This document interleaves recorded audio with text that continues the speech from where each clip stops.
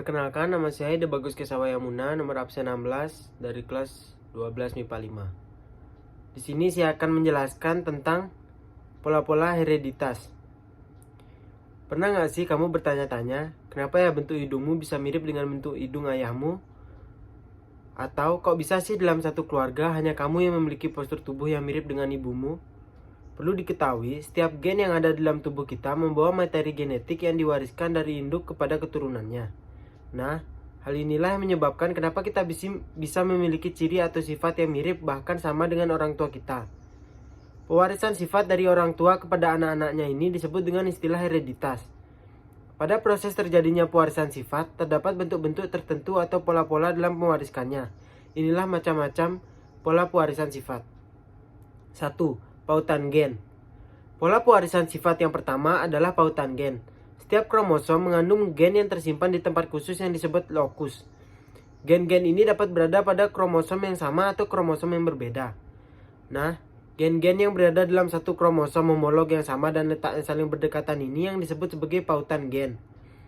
Akibat letaknya yang saling berdekatan, gen-gen tersebut akan tetap bersama sampai saat pembentukan gamet atau sel kelamin. Pautan dari dua macam gen atau lebih akan menghasilkan jumlah gamet yang lebih sedikit dibandingkan dengan gen-gen yang tidak berpautan. Oleh karena itu, keturunan yang dihasilkan akan memiliki perbandingan fenotip dan genotip yang lebih sedikit pula. Kedua, pindah silang. Pola pewarisan sifat yang kedua adalah pindah silang. Pindah silang atau crossing over adalah peristiwa pertukaran segmen kromatid yang bukan saudaranya atau non-sister chromatids dari sepasang kromosom homolog. Peristiwa pindah silang terjadi saat pembelahan meiosis 1, yaitu pada akhir profase 1 atau awal metafase 1. Pada saat itu, satu buah kromatid akan membelah menjadi dua. Peristiwa pindah silang umumnya terjadi pada organisme seperti manusia, tumbuhan, dan juga hewan. Kita bisa menghitung nilai presentasi rekombinasi dari hasil terjadinya pindah silang dengan rumus berikut.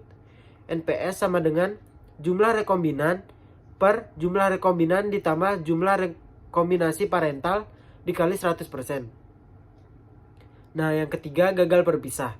Selanjutnya adalah gagal berpisah. Pada pembelahan meiosis, kromosom-kromosom yang telah mengganda akan ditarik menuju kutub sel oleh benang-benang spindel yang menempel pada sentromer.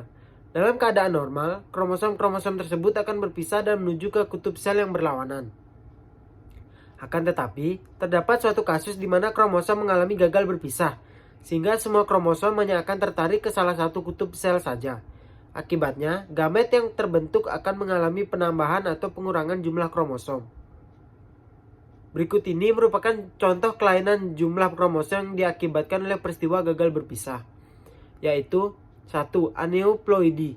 Aneuploidi adalah peristiwa perubahan jumlah kromosom yang hanya terjadi pada pasangan kromosom tertentu. Perubahan jumlah kromosom ini dapat berupa penambahan jumlah kromosom atau pengurangan jumlah kromosom. Aneuploidi dibedakan menjadi beberapa macam berdasarkan perubahan jumlah kromosomnya. Di antara monosomi 2n-1, nolisomi 2n-2, trisomi 2n+1, dan tetrasomi 2n+2. Contoh aneuploidi yang umum terjadi pada manusia adalah kasus trisomi 13 atau sindrom Patau.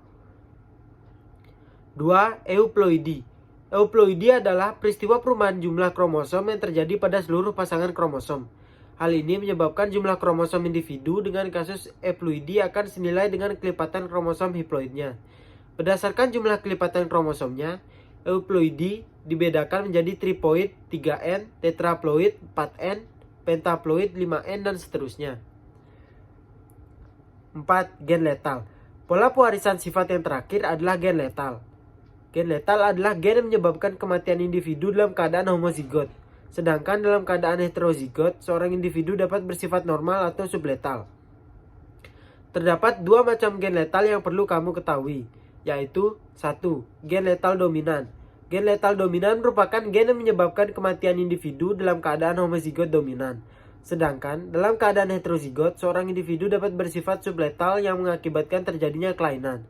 Contoh kasus gen letal dominan adalah gen yang menyebabkan kaki dan sayap pendek pada ayam, gen warna rambut kuning pada tikus, gen Huntington's disease, dan gen yang menyebabkan pemendekan ruas-ruas tulang jari pada manusia.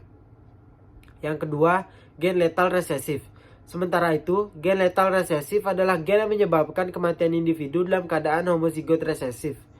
Sedangkan dalam keadaan heterozigot, seorang individu dapat bersifat carrier atau pembawa sifat yang akan diwariskan kepada keturunannya.